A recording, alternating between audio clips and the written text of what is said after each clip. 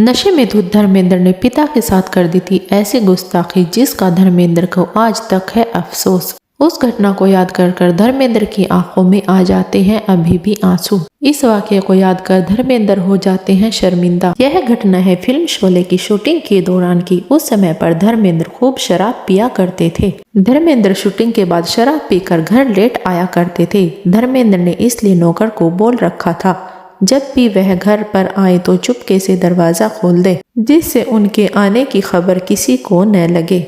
एक रात जब नशे में धुत धर्मेंद्र शूटिंग के बाद करीब 1 बजे घर पहुंचे तब उन्होंने देखा घर के दोनों दरवाजे बंद हैं। यह देखते ही धर्मेंद्र का खून खौल गया और उन्होंने नौकर को आवाज लगाई लेकिन किसी ने दरवाजा नहीं खोला। कुछ देर बाद ड्राइंग रूम का दरवाजा खुला जहां पर बहुत अंधेरा था। दरवाजा खुलते ही धर्मेंद्र ने दरवाजा खोलने वाले शख्स को गुद्दी से पकड़ लिया और गुस्से में कहा, मैंने तुझसे कहा था दरवाजा खोल देना, तो तूने दरवाजा क्यों नहीं खोला। और धर्मेंद्र ने गुस्से में उस शख्स पर हाथ उठा दिया। धर्मेंद्र ने कहा, अब जा और मेरे कमरे का दरवाजा खोल।